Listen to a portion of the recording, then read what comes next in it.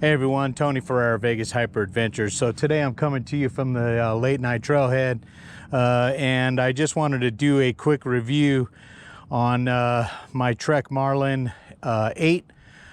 This is the Plus e-bike, so I just wanted to do this follow-up. This is a 500 plus mile follow-up, 540 miles I believe is where I'm at right now. So I just kind of wanted to give you guys an update on this bike. Super amazing with amazed by the bike. I think it's just perfect for me. Love the hardtail, love the 50 Newton meter motor because it gives you just enough power but not overpowered to where you're not working. So I really appreciate that. Brakes are phenomenal. You know, the battery it's a smaller battery, so you're only going to get about 20 to 25 miles out of the battery, so keep that in mind. You can get the extender. I haven't done that yet. My rides average around 14 to 17 miles and I've been fine, so I'm good with that for right now. If I take a big ride someday, maybe I'll look at the extender, but for right now I'm fine with that. The fork, 120 millimeters worth of travel, short travel bike, RockShox. It's been great. I've got it all dialed in and we'll talk about that on the trail. The only thing I've changed out so far on the bike is the pedals.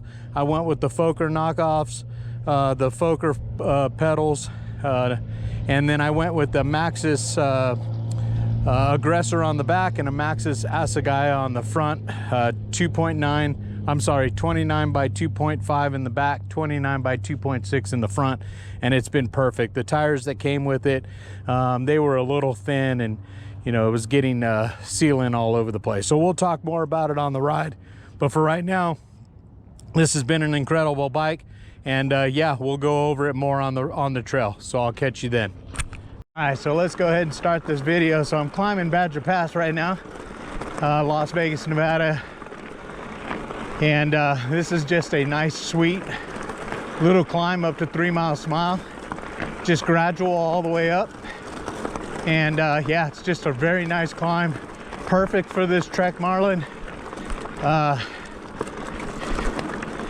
Gives you a nice little workout. A couple things that I discussed at the beginning, the opening of the video, is how I really love this Bosch Performance Plus. I mean, it's 50 Newton meters worth of power, so it's not a whole lot of power, but I really like that because I got into mountain biking to exercise because of my heart.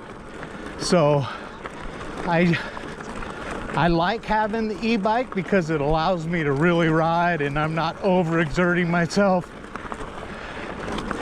but yet I'm still getting a workout. So having the 50 Newton meter motor really makes sense for me. I'm averaging heart rate is still the same as when I was riding my Hyper, so I find that it's pretty comparable power wise. This one might have a little more power only because it's a mid-drive. The other thing I want to kind of point out is the battery. So it is a smaller battery. Couple reasons. They were trying to cut back on the weight and they did it. I mean, it totally feels like a regular bike, you know, versus a true e-bike at 50 plus pounds. This comes in at around 48, 47, something like that. And you can feel the difference, but you lose your distance as far as the capability of the battery. So 20 to 25 miles is probably what you're gonna get, and but that's fine for me. My rides average anywhere from 12 to 18 miles anyway, and I've never had an issue.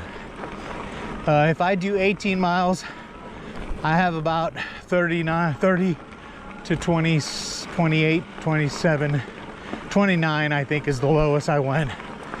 29 miles or 29%. And it gives you a warning at 30%. Lets you know that you're getting low, but you still have You still have like 5 miles left or something like that, so you're fine. You just have to plan your routes. Make sure that you're riding within the bike's capability. You have to maintain what you have, not try to make it something that it's not. They do sell an extender, so you can put an extender on it. It adds some more miles for you. I haven't done that yet, and I don't know if I'm gonna need it. Maybe once the battery gets a little older, maybe. We'll see. But for right now, 540 miles, the battery seems to be exactly the same as when I bought it. As far as getting back to that garage thing, so one of the things I really noticed was the tires. The sealant was leaking out of the tires like crazy, like out of the sides. And so if you were just getting a tiny little pinch or anything, the sealant was so thin in that garage because it was hot.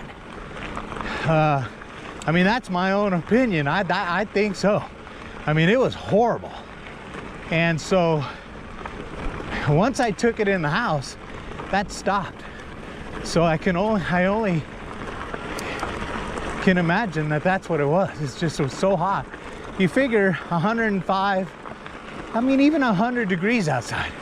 Then my wife comes home from work and pulls her car in the garage. That garage is, you know, in the 115 to 120, hot, hot, hot.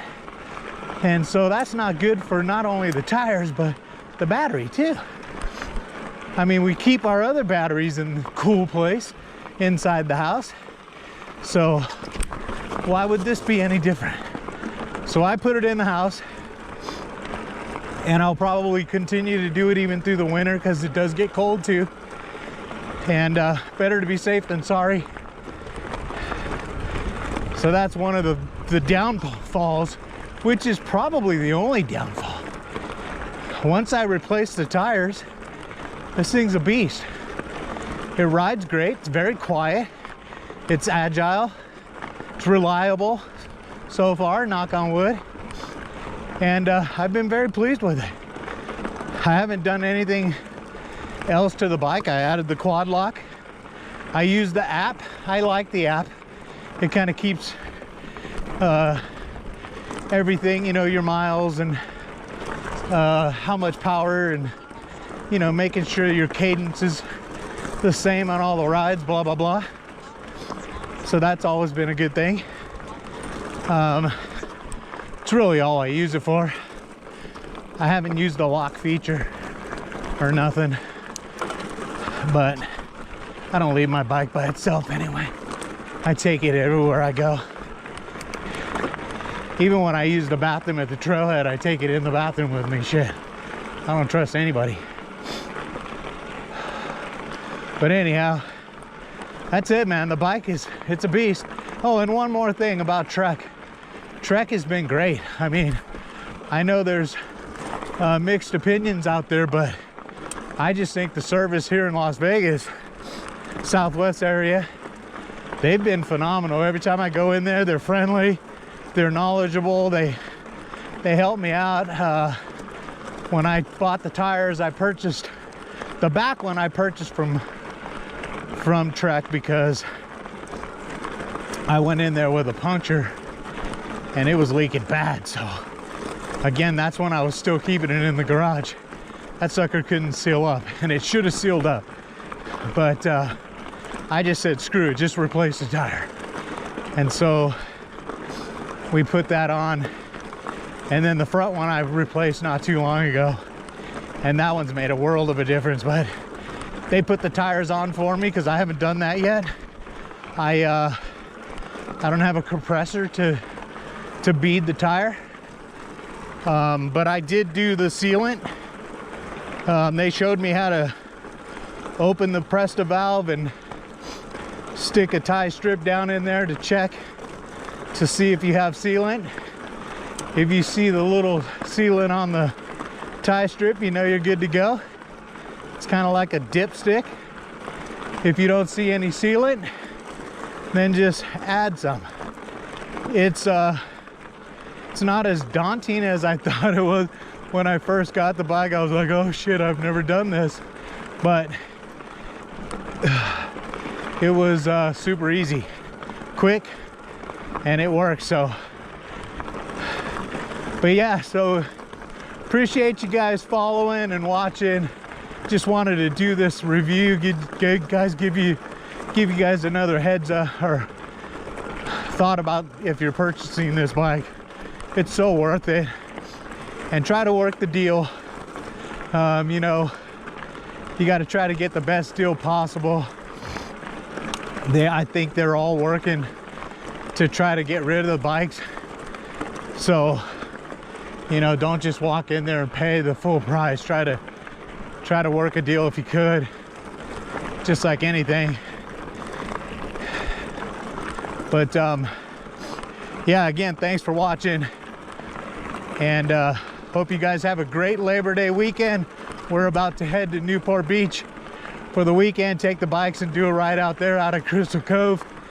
Super excited about that, so watch that video coming soon. Again, thank you for watching. I'm Tony Ferrer, Vegas Hyper Adventures, and I'm out.